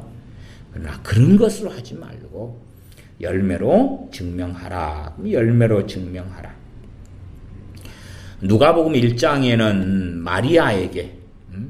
마리아에게 하나님께 쓰임받았던 주님의 모친으로 쓰임받았던 그러한 마리아에게 천사가 나타나서 하신 한 말씀이 나와 있습니다. 누가복음 1장 34절 35절을 제가 읽어보겠습니다. 마리아가 천사에게 말하되 나는 사내를 알지 못하니 어찌 이 일이 있으리까. 천사가 대답하여 가로되 성령님이 내게 임하시고 지극히 높으신 이의 능력이 너를 덮으시리니 이러므로 나실 바 거룩한 자는 하나님의 아들이라 일컬으리라. 성령이 여기 임하셨죠. 나 이제 이것은 오직 한 번의 일. 성령님으로 잉태되신 그리고 사람의 몸을 입고 오신 우리 주 예수 그리스도에 대한 말씀이죠. 여기서도 성령님이 내게 임하시고 라는 에펠코마이라는 단어를 쓰고 있어요. 성령님이 내게 임하시고 이 사도행전 1장 8절에 오직 성령님이 내게 임하시면 예루살렘과 온 유대와 사마리아와 땅끝까지 이르러 내 증인이 되리라. 에펠코마이 성령님께서 너에게 임하시면 이 누가복음 1장하고 썼던 같은 단어를 쓰고 있는 거예요. 에펠코마이 성령님께서 내게 임하시면. 그런데 정말로 이 성령님께서 임하셨다. 권능을 받고 사도행전 1장 8절에 말씀하셔도 누가 권능을 받았는가? 누가 권능을 받았는가? 우린 다 받은 걸로 합시다. 그런데 와, 내게 임재가 있어요. 임재가 있어요. 그럼 열매는 뭡니까? 임재가 있는데요. 오늘도 느껴졌는데 나 요즘에 우울증 때문에 힘드네요.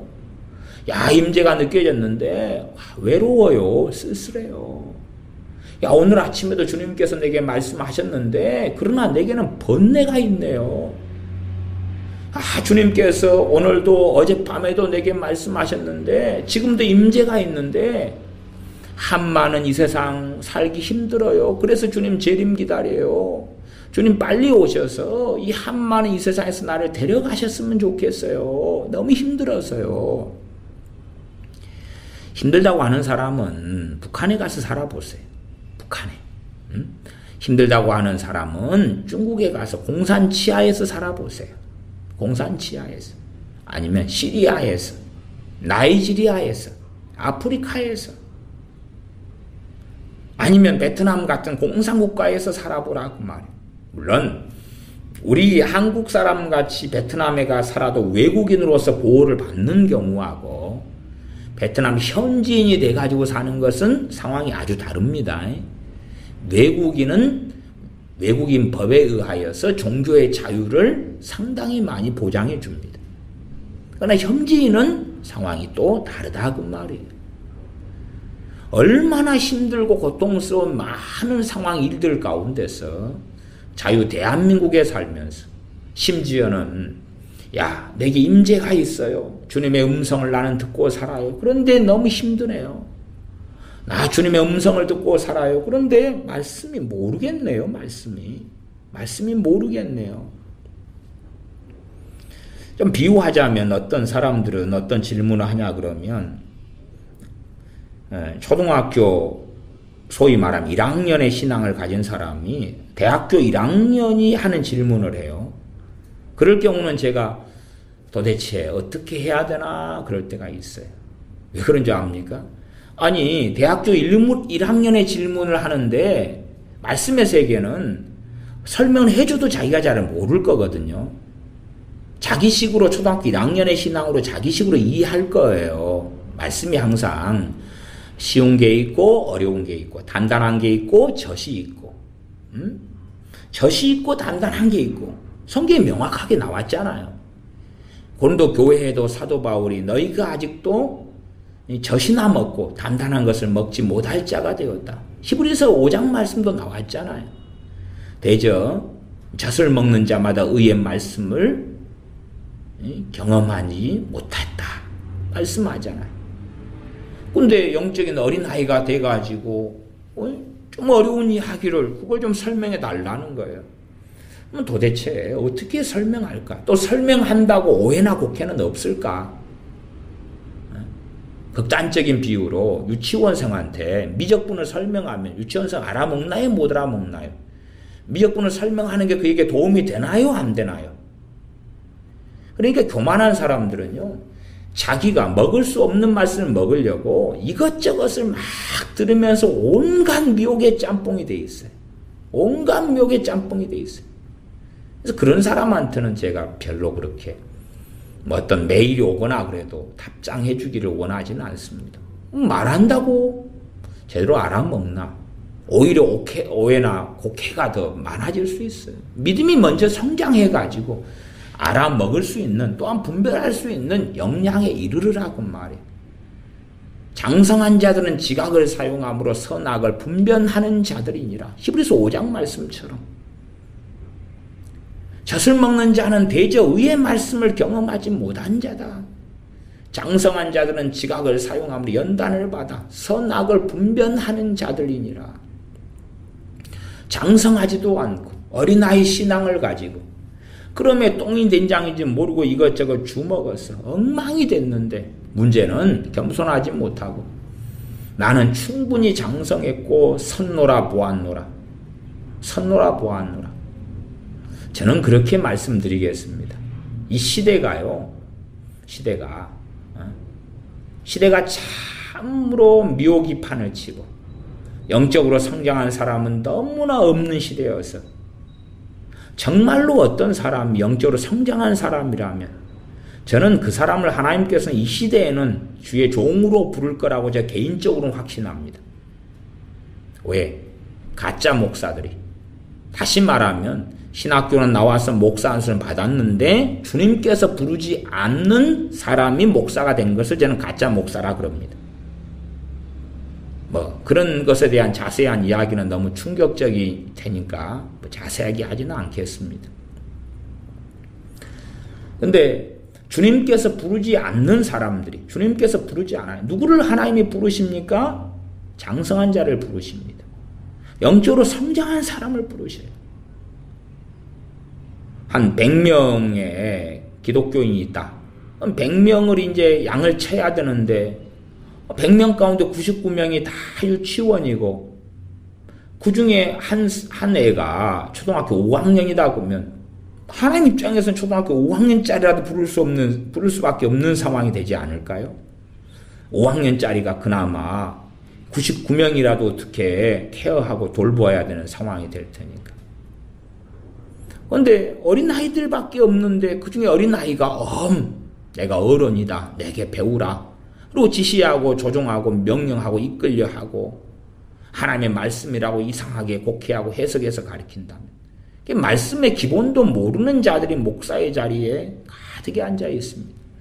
말씀의 ABC도 모르는 사람들이 마찬가지로 말씀의 기본도 모르는 사람들이 임재가 있네. 나는 계시를 받네. 음성을 듣네. 그런 이야기 하면 안 되는 것입니다. 또한 그런 게 있다면 대적하고 물리치고 축사해야 돼요. 귀신의 역사입니다. 영적인 어린아이도 주님의 임재가 있고 성령의 역사하심이 있는데 그건 성령 충만한 사람 이야기예요. 성령 충만한 사람. 성령 충만도 안 받았으면서 무슨 임재 이야기를 끄집어내고 무슨 그래도 임재가 자기 몸에 뭔가 나타나는 걸 임재라 그러는 거예요. 이렇게 그런 식의 표현도 저도 용인은 합니다. 용인은 하는 가운데 설명도 하고 이야기도 하는데 그러나 진실로는 몸에 어떤 현상이 나타나서 그게 성령님께서 하시는 일이라고 쳐도 그렇다면 제발 덕분에 열매가 있을 수밖에 없다는 것이. 열매가 있을 수밖에 없다. 냉장고가 정상 작동하면 이 더운 때는 얼음을 만들어내고 또한 음식이 상하지 않게 하고 냉장고 능력이 있잖아요. 근데 성령님께서 역사하셨다. 근데 아무것도 없다면 성령님을 어떻게 말하는 사람들이 조롱하는 사람들이에요. 성령 역사하셨는데 무능력하셨다. 성령 역사하셨는데 몸만 찌릿찌릿해졌다. 뭐라는 이야기입니까? 그냥 전기 콘센트에다가 손가락 집어넣으면 더 찌릿찌릿하잖아요. 제 어릴 때는 건전지가 있으면 그 혓바닥에 대보는 놀이를 많이 했습니다. 그러면 찌릿찌릿하잖아요. 전전지 큰 것을 혓바닥에 대보는 거 쎄하잖아, 쎄해. 성령 역사하셨는데 그래 현상밖에 없었다. 그건 무슨 이야기입니까 도대체? 성령이 무능하시다 그런 이야기 아니에요? 아니 도대체 성령님이 무능하시다는 이야기가 그렇게 조롱하는 자들이 어떻게 주님 앞에 설 수 있겠느냐 그 말이에요. 냉장고보다 주님이 못하신가? 성령님이 에어컨보다 못하신가? 선풍기보다 못하신가? 아니면 전기장판이나 온풍기보다 못하신가? 근데 성령님이 역사하셨는데 세상에 사람이 만든 기구도 어떻게 역사하는데 근데 성령님은 현상만 있고 아무 열매가 없다. 그 어떻게 성령의 역사가 되겠습니까? 의심을 해봐야 되지요. 그런데 이제 사람들은 이건 성령의 역사다 하고 100% 믿는다. 왜? 자기를 의롭다. 자기를 거룩하다.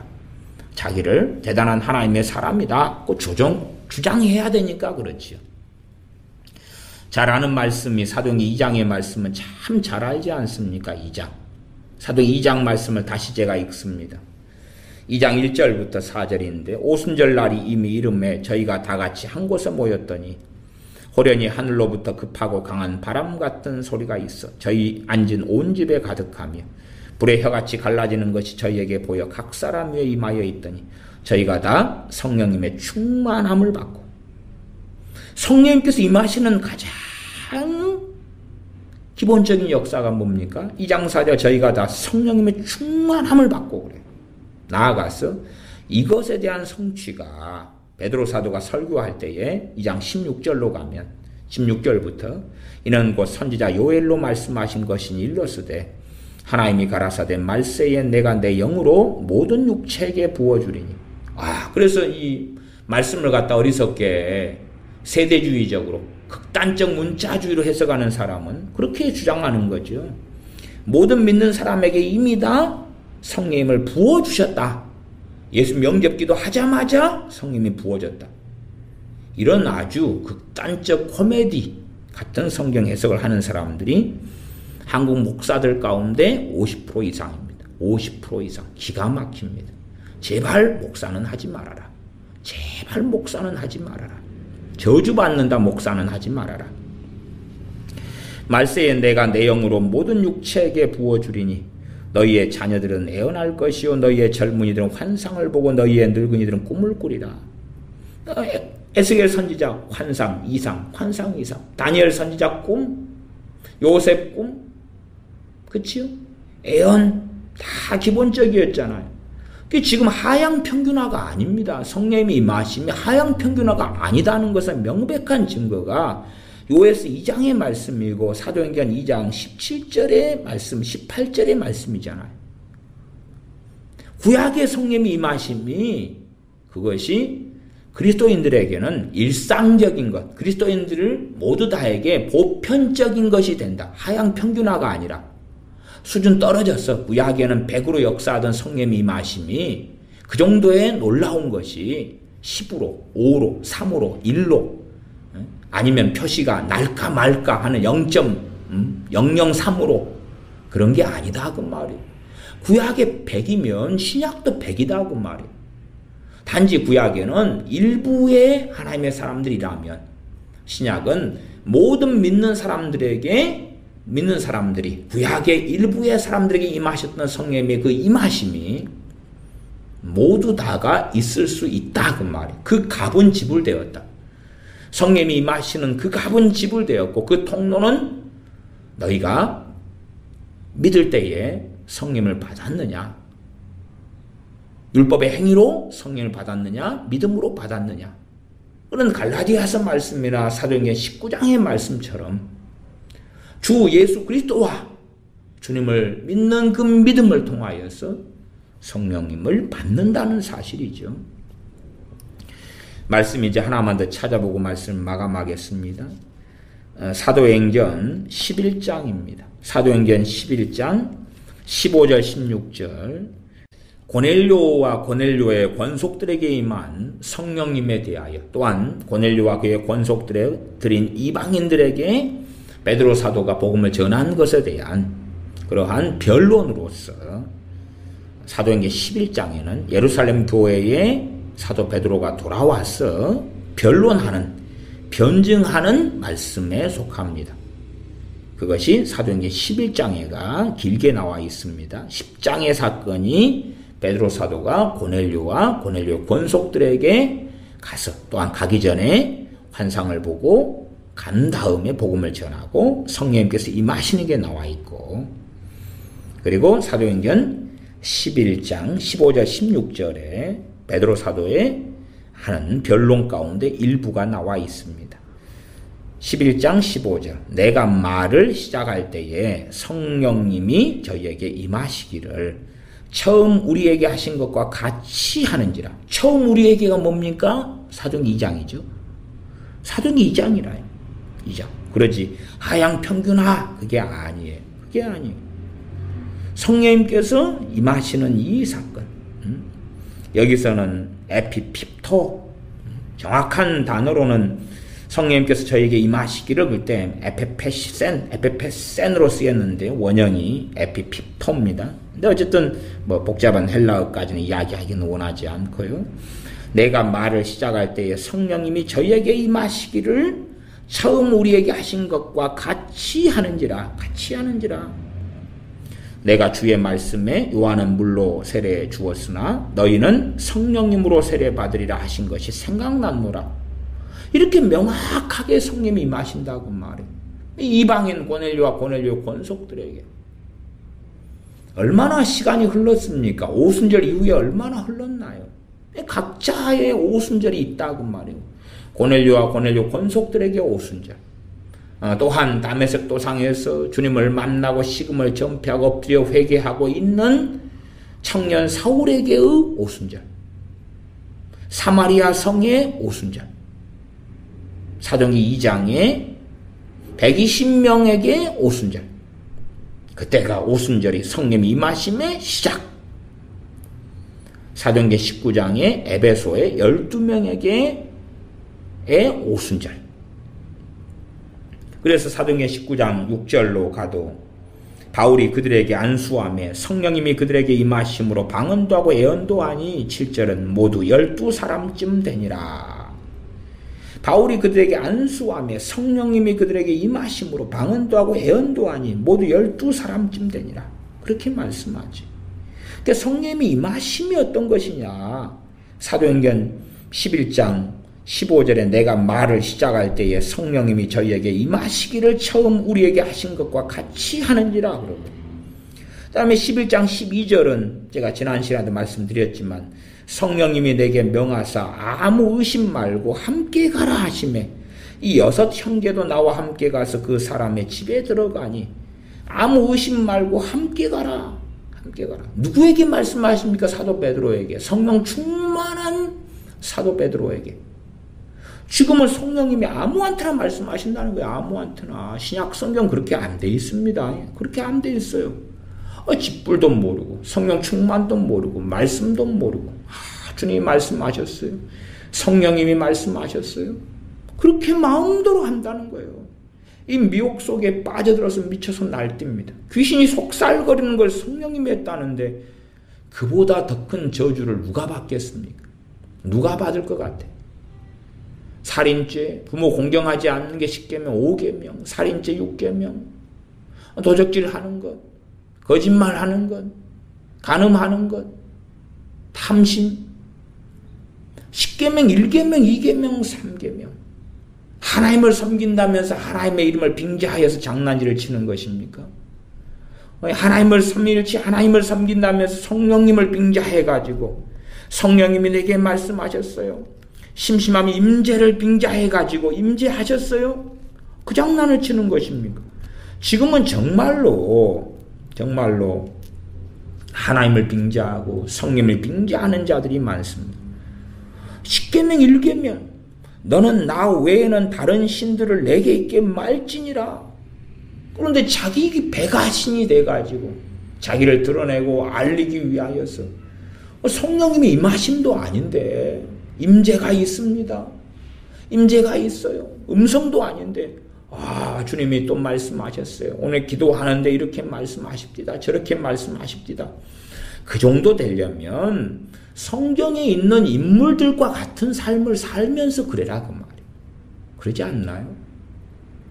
아니 성경에 있는 하나님의 사람들하고 삶은 다른데 아볼로나 브루스길라와 아굴라나 사도들이나 이 하나님의 사람들하고 같은 길을 걸어가면서 그 열매를 나타내면서 말씀하셨습니다. 그러라고 말이에요. 근데 그렇게 살지도 않고 정욕적으로 살고 성령 충만하지도 않고 정말 주님을 사랑하기보다 돈을 사랑하고 세상을 사랑하고 자기 복지와 평안을 위해 살아가고 자기 노후를 위해 살아가면서 주님이 오늘 아침에 말씀하셨어요. 상처 때문에 내적 치유, 상처. 20년 전에 내가 상처받은 일이 있는데 너무나 고통스러워요. 그런데 그것이 아직도 20년 동안 해결되지 않았는데 주님이 계속 내게 말씀하셔요. 내가 너의 상처를 아노라. 내가 너의 상처를 치유하노라. 그런 말씀을 계속 하고 계셔요. 그딴 소리 하는 거예요. 소설을 써도 적당히 쓰면 좋겠습니다. 하나님의 이름을 빙자하는 것이 얼마나 큰 범죄인지는 반드시 알아야 됩니다. 그렇기 때문에 성령님 임재, 하나님의 임재 이야기할 때, 이야기 들을 때도 참 주의하고 이야기할 때는 참 조심하여서 문맥과 맥락 가운데서 포괄적으로도 쓸 수 있지만 성경에 사용하는 협의적인 의미가 어떻게 사용되는지를 알고, 그리고 최소한은 열매를 주님께 열매를 보여드려서, 그래서 자기가 스스로 옳다 하는 자가 아니라 주께 칭찬받고 주님께 인정받는 사람이 진정으로 옳은 사람이다. 말은 임재하지만 신앙의 기본도 갖추지 않고, 신앙의 ABC도 갖추지 않고, 하나님을 알지도 않고, 주님과 동행하지도 않고, 성령 충만하지도 않고, 성령 충만이 기독교인의 기본이라의 기본. 다시 말하면 어떤 사람이 병들었다, 건강하다, 건강하게 살아야 되잖아요. 병들면 어떻게 해야 돼요? 빨리 치료받아야 돼요. 건강하게 돼야 되잖아요. 건강하게. 그러면 영적으로 건강한 기독교인, 건강한 그리스도인, 건강한 크리스천은 성령 충만한 사람이다 그 말이에요. 성령 충만하지 않으면 그는 건강한 사람이 아니다 그 말.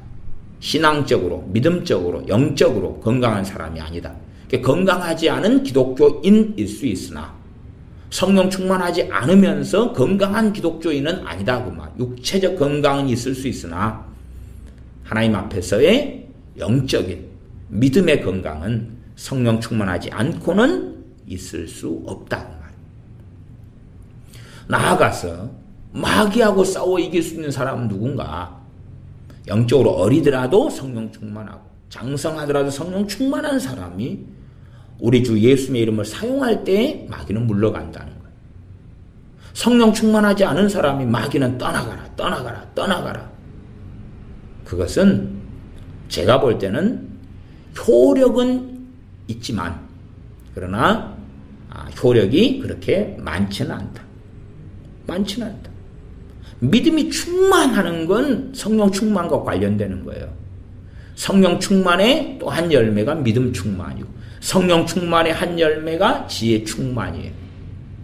성령 충만의 또 한 열매가 은사 충만이고, 성령 충만의 한 열매가 말씀 충만이에요. 성령 충만의 열매가 성령의 9가지 열매들을 맺어가는 거예요. 사랑과 희락과 화평과 오래 참음과 자비와 양성과 충성과 온유와 절제.